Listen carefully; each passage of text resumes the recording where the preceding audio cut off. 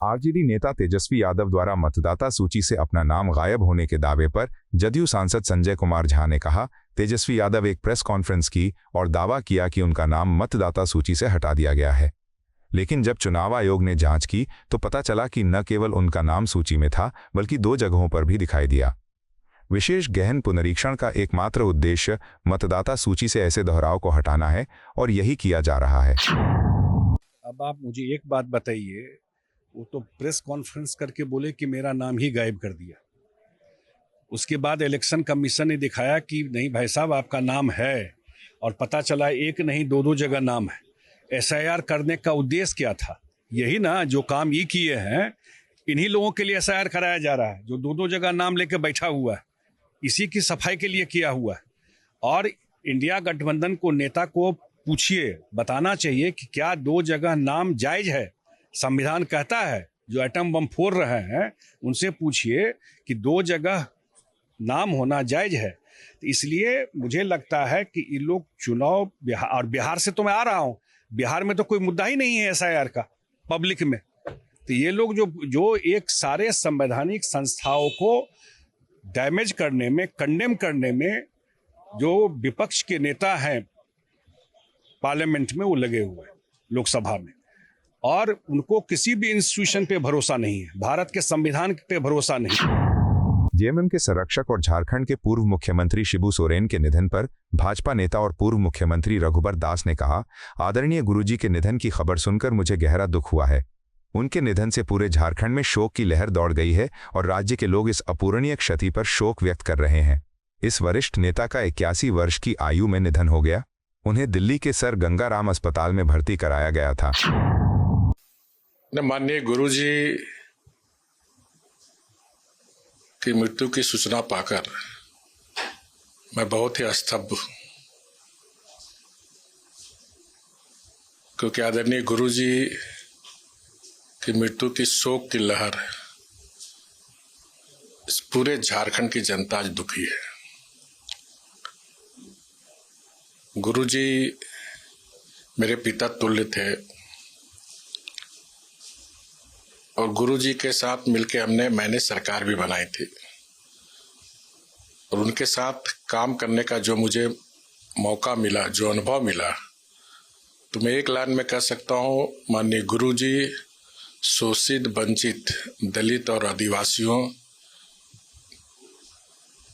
के हित में हमेशा वो सोचते रहते थे और कहते थे, बेटा उसी दिशा में काम करना।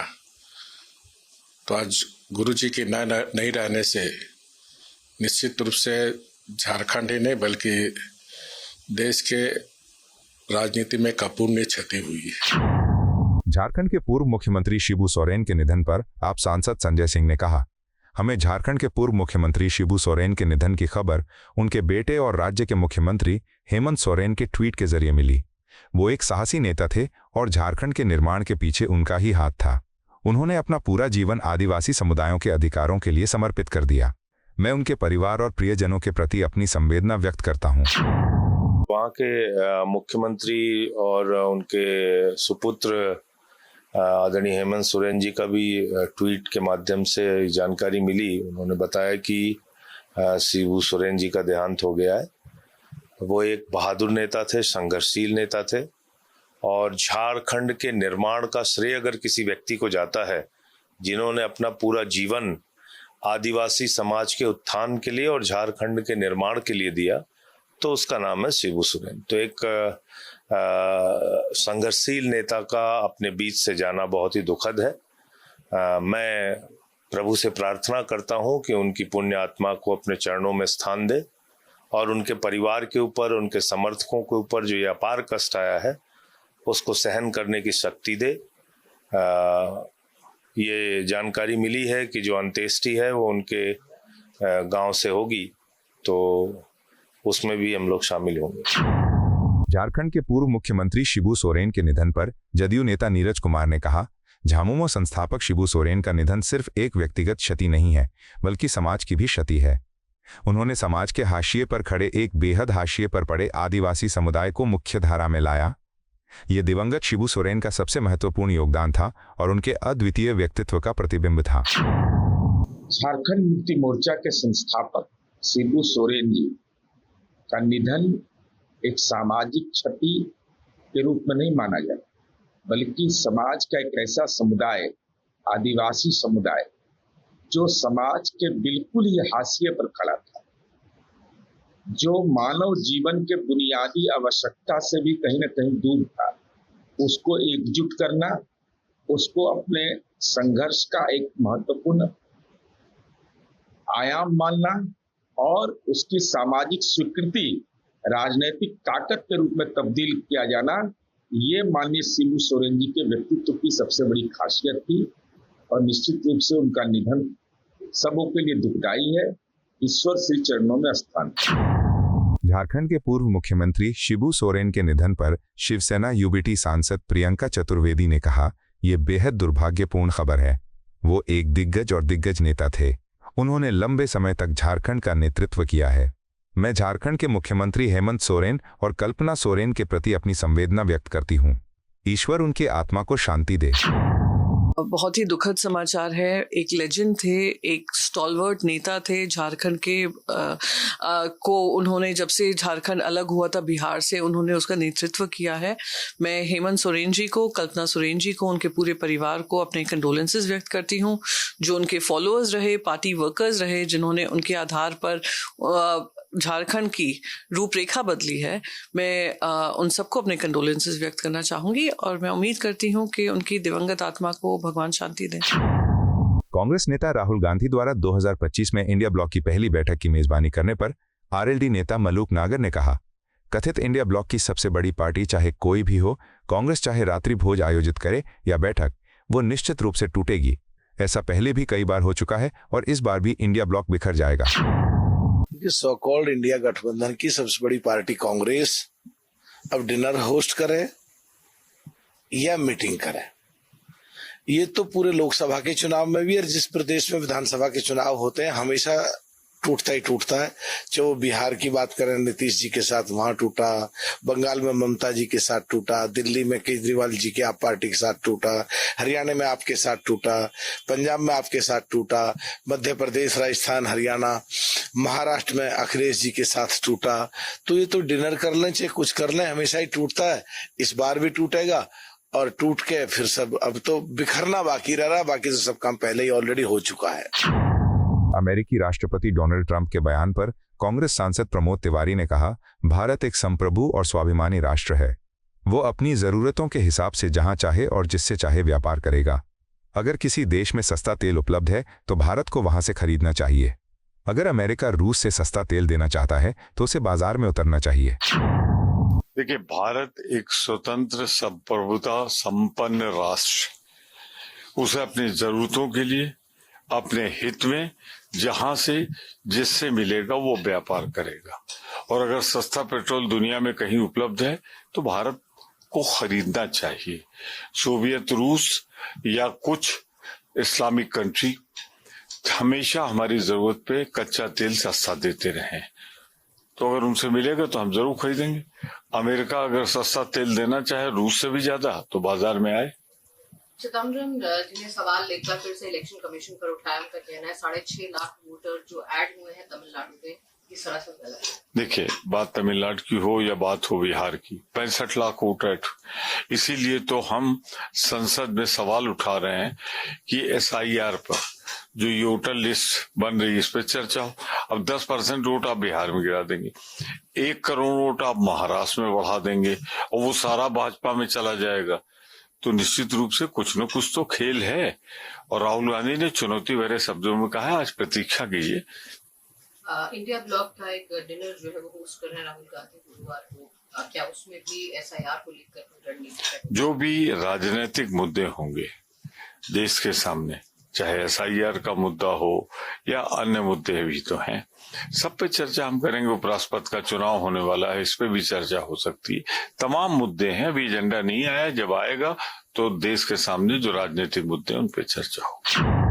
निर्दलीय सांसद पप्पू यादव ने चुनाव आयोग द्वारा बिहार के नेता तेजस्वी यादव को कथित फर्जी वोटर ID मामले में नोटिस भेजे जाने पर कहा, भाजपा और प्रधानमंत्री मोदी बहुत भ्रम फैलाते हैं। चुनाव आयोग नोटिस भेजकर क्या करेगा? चुनाव आयोग खुद भरोसेमंद नहीं है। उसने पहले ही साबित कर दिया है कि वो भाजपा के लिए कुछ भी कर सकता है। इलेक्शन कमीशन को कोई धंधा है? ये बीजेपी और मोदी जी ये लोग इतना कंफ्यूजन पैदा करते रहते हैं, तब तो कोई बात नहीं। मिस कहा जाता है ना कि बोलने के क्रम में कुछ चीजें हो। इलेक्शन कमीशन अलाउद्दीन के चिराग है, नोटिस भेज के कौन सी ये कर देंगे? इलेक्शन कमीशन खुदे संदिग्ध कमीशन है। अब खुद ही उन्होंने बता दिया है कि हम किसी भी परिस्थिति में हम बीजेपी के प्रवक्ता हैं और वो पॉलिटिकल पार्टी बना दिया इलेक्शन कमीशन। कांग्रेस सांसद इमरान मसूद ने कहा, जब इतने सुरक्षित इलाके में भी एक महिला सांसद सुरक्षित नहीं है तो देश के दूसरे हिस्सों में क्या हाल होगा, ये सबको साफ है। आज सरकार पूरी तरह से चरमरा गई है। वो लोकतंत्र के मंदिर में लोकतंत्र की बात करने को तैयार नहीं है। अगर लोकतंत्र ही नहीं बचेगा तो संसद का क्या होगा? देश के अंदर जब ये कहते हैं कि महिला सुरक्षा, महिला, जब एक सांसद इतने सुरक्षित क्षेत्र में सुरक्षित नहीं है तो देश के अंदर अन्य भागों में क्या हाल हो रहा है ये सबके सामने है। तो कानून व्यवस्था तो ध्वस्त है। आज सरकार पूरी तरीके से चरमरा चुकी है। हर उसके ऊपर लोकतंत्र के मंदिर में लोकतंत्र की रक्षा के लिए बात करने को तैयार नहीं है। अगर लोकतंत्र नहीं बचेगा तो पार्लियामेंट का क्या होगा? पार्लियामेंट के कोई मायने नहीं रह जाते अगर लोकतंत्र ही नहीं रहेगा। लेकिन सर, आप इस मुद्दे को किस तरीके से देखते हैं? आप चुनाव आयोग कह रहा है कि दो एपिक कार्ड है तेजस्वी यादव के, तो चुनाव आयोग बताइए ना। चुनाव आयोग कह रहा था कि हमने ऑटो डिटेक्ट कर करके इतने वोट काट दिए, तो आज ऑटो डिटेक्शन कहाँ गया जिसके अंदर तेजस्वी यादव के 2 कार्ड आपको दिखाई दे रहे हैं? आप बताइए ना, ये जवाब आप दीजिए। आप अपने मनमाने तरीके से जिसका चाहे वोट बना देंगे, जिसका चाहे वोट काट देंगे। आप एक बहुत बड़े तबके को, दलितों को, आदिवासियों को, पिछड़ों को और मुसलमानों को वोट के अधिकार से वंचित करना चाहते हैं। सर, एक और बड़ा मामला है, वो है बांग्ला भाषा का, जिसको दिल्ली पुलिस ने बांग्लादेशी भाषा बता दिया। इनकी मानसिक रूप से विकृत हो चुके हैं। बांग्ला भाषा हमारी भाषा है, बंगाली भाषा हमारी भाषा है। जो बांग्ला भाषी लोग हैं उन सबको बांग्लादेशी ये बता देते हैं। इससे ज्यादा दुर्भाग्यपूर्ण कोई हो नहीं सकता देश के अंदर। झारखंड के पूर्व सीएम शिबू सोरेन के निधन पर गोड्डा से भाजपा सांसद निशिकांत दुबे ने कहा, मुझे शिबू सोरेन के साथ काम करने का अवसर मिला। उन्होंने झामुमो पार्टी में बहुत बड़ा योगदान दिया। उनका निधन झारखंड के लोगों के लिए बहुत बड़ी क्षति है और मैं ईश्वर से प्रार्थना करता हूं कि इस कठिन समय में उनके प्रियजनों को शक्ति प्रदान करें। देखिए, मैं जिस इलाके से राजनीति करता हूं, मैं जिस जगह से राजनीति करता हूं, वो वहीं के सांसद रहे। उनके साथ संसद में काम करने का मुझे मौका मिला और झारखंड मुक्ति मोर्चा आज जो सरकार इस मुकाम पर है, झारखंड मुक्ति मोर्चा को आगे बढ़ाने में उन्होंने एक बड़ा योगदान दिया। उनकी मृत्यु जो है झारखंड के लिए एक बड़ी क्षति है और मैं मुख्यमंत्री हेमंत सोरेन जी और उनके परिवार के लिए जो है भगवान बाबा बैद्यनाथ से प्रार्थना करता हूं कि उनको दुख सहने की शक्ति प्रदान करें। दिल्ली विधानसभा अध्यक्ष विजेंद्र गुप्ता ने कहा, ये एक ऐतिहासिक क्षण है। दिल्ली विधानसभा में ई विधान ऐप लागू हो गया है। आज पहला दिन है। सदस्यों को प्रशिक्षण मिला है। विधानसभा अब ऐप के माध्यम से संचालित होगी। विधानसभा अब कागज रहित हो गई है। विधानसभा अब सौर ऊर्जा से रोशन है। ऊर्जा का स्रोत अब सौर ऊर्जा है। यह पर्यावरण के लिए अच्छा है। मैं लोगों से सौर ऊर्जा अपनाने की अपील करता हूं। इससे हमें सालाना 1.75 करोड़ रुपए का बिजली बिल बचाने में मदद मिलेगी। निश्चित रूप से ऐतिहासिक पल है, क्योंकि दिल्ली असेंबली की ओर से पूरी तरह से ये ई विधान एप्लीकेशन को लागू कर दिया गया है। आज उसका पहला दिन है। सदस्यों ने भी पूरी ट्रेनिंग की है, तैयारी की है और वो भी अब नेवा जो हमारा नेशनल ई विधान एप्लीकेशन है उसके माध्यम से ही सदन में कामकाज होगा।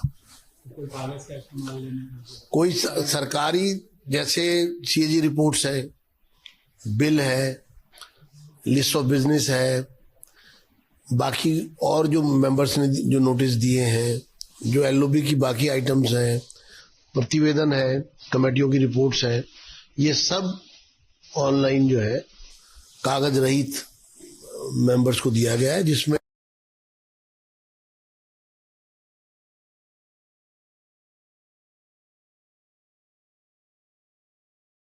एक ग्राम भी पेपर नहीं भेजा गया है।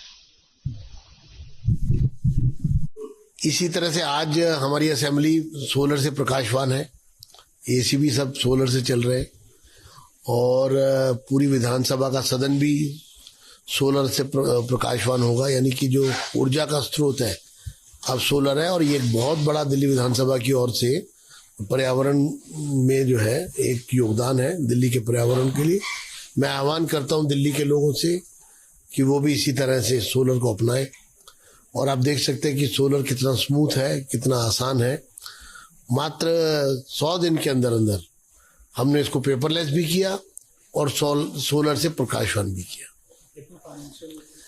लगभग 1.25 करोड़ रुपए साल का बिजली का बिल हमारा बचेगा और लगभग 15 लाख रुपए बिल हर महीने आता था। और आज आप देख सकते हैं कि सोलर से किस तरह से कंप्लीट इलेक्ट्रिसिटी जो है यहाँ पे उपलब्ध है।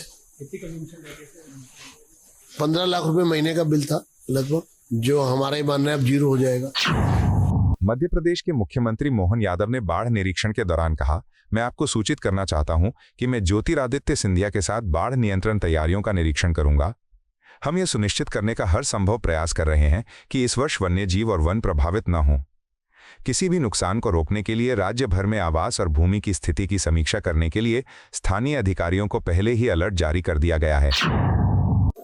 आज मैं बाढ़ आपदा प्रबंधन की दृष्टि से जो पिछले समय बाढ़ आई थी, सर्वाधिक बाढ़ जिसमें हमको अपनी सेना बुला करके गुना शिवपुरी में बचाव का प्रबंधन करना पड़ा था, आज मैं अपने माननीय मंत्री ज्योतिरादित्य सिंधिया जी के साथ बाढ़ आपदा के लिए भी जा रहा हूं। देख करके आने के साथ पूरे प्रदेश के अंदर हमने निर्देश तो पहले ही जारी कर दिए हैं कि सभी कलेक्टर अपने अपने जिले में इस बाढ़ के कारण से किसी की जन हानि, किसी की पशु हानि या किसी की प्रॉपर्टी या पुल पुलिया सड़क का नुकसान अगर हुआ है तो यथायोग्य तुरंत उस गति से वो जन सुविधाएं बहाल करे, सर्वे करे, राहत राशि, मुआवजा राशि जो देना हो दे। हमारी सरकार उदारता पूर्वक सरकार की भावना हर इस परेशानी या आपदा में प्रभावित होने वाले परिवारों के साथ उनकी कठिनाई के क्षणों को दूर करके उनको जो जो हो सकता है उतनी मदद करने का तुरंत हम प्रयास कर रहे हैं। भाजपा के राष्ट्रीय महासचिव तरुण चुग ने कहा, तेजस्वी यादव जवाब दें कि उनके पास 2 वोटर आईडी कार्ड कैसे आए। निष्पक्ष और सकारात्मक चुनाव करवाने के लिए चुनाव आयोग पर प्रश्न उठाने वाले इंडिया गठबंधन के नेता खुद चुनावी धांधली में शामिल दिखाई दे रहे हैं। राहुल गांधी हों या तेजस्वी यादव, उन्हें अपनी करारी हार स्पष्ट दिखाई दे रही है। इसलिए अब मतदाता सूची पर भ्रम पैदा करके माहौल बिगाड़ने की कोशिश की जा रही है। जवाब तो देना पड़ेगा कि इस तरह 2 वोटर आईडी कार्ड आपके पास कैसे पहुंचे, किसने बनाए और आपकी पार्टी ने ऐसे मतदाता पहचान पत्र कितने हजार लोगों को दिए हैं। देश जानना चाहता है इस धांधली का मास्टरमाइंड कौन है। तेजस्वी यादव जवाब दें कि उनके पास 2 वोटर आईडी कैसे आए। निष्पक्ष और सकारात्मक चुनाव कराने के लिए चुनाव आयोग पर प्रश्न उठाने वाले इंडी गठबंधन के नेता खुद चुनावी धांधली में स्पष्ट शामिल दिख रहे हैं। राहुल गांधी हो या तेजस्वी यादव, उनको अपनी करारी हार साफ दिख रही है, स्पष्ट दिख रही है। इसलिए अब मतदाता सूची पर ड्रामा करके माहौल बिगाड़ने की कोशिश की जा रही है और आर्टिफिशियल भ्रम खड़ा किया जा रहा है। जवाब तो देना पड़ेगा कि इस तरह 2 वोटर आईडी कार्ड आपके पास कैसे पहुंचे, किसने बनाए, किस लिए बनाए और आपकी पार्टी ने ऐसे वोटर आईडी कार्ड कितने हजार लोगों के बनाए हैं। देश जानना चाहता है और इस धांधली का मास्टरमाइंड कौन है। केंद्रीय मंत्री राजीव रंजन सिंह ने कहा, जो SIR को लेकर विरोध कर रहे हैं वो चुनाव में फर्जीवाड़ा चाहते हैं। ये चुनाव आयोग का फैसला है और चुनाव आयोग का जो फैसला है वो बिल्कुल सही है क्योंकि ये संविधान के अनुकूल है। संविधान कहता है कि जो इस देश का नागरिक है वो ही इस देश का मतदाता होगा। वे ये चाहते हैं कि जो इस देश का नागरिक नहीं है उसको भी वोटर लिस्ट में रखा जाए। ऐसा कहाँ होता है? ऐसा पूरी दुनिया में कहीं नहीं होता है। कि कोई SIR जो है, जो प्रोटेस्ट कर रहे हैं वो फर्जीवाड़ा चाहते हैं चुनाव में,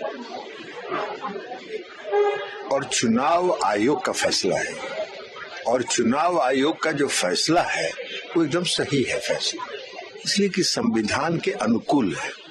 संविधान कहता है कि जो इस देश का नागरिक है वही इस देश का मतदाता होगा। ये हर देश में है।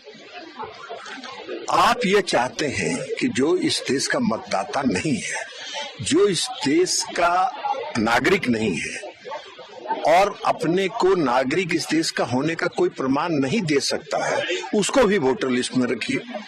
ये कहाँ होता है? कौन सा देश में होता है? पूरी दुनिया में कहीं नहीं होता है। अब आपने देखा अभी कि बिहार में माननीय विरोधी दल के नेता हैं, मुख्यमंत्री बनने का सपना देख रहे हैं। पूरा होना नहीं होना वो अलग बात है, लेकिन सपना वो पाल के रखे हुए हैं। कई जगह अपने आप को मुख्यमंत्री वो घोषित करते हैं कि हमको मुख्यमंत्री बनाइए, ये हम काम करेंगे।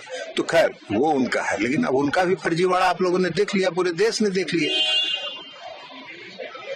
कि गलत इपिक नंबर पर अपना वोटर लिस्ट निकाल रहे हैं। अरे भाई, सही इपिक नंबर डालिएगा तो सही निकलेगा, गलत डालिएगा तो गलत निकलेगा।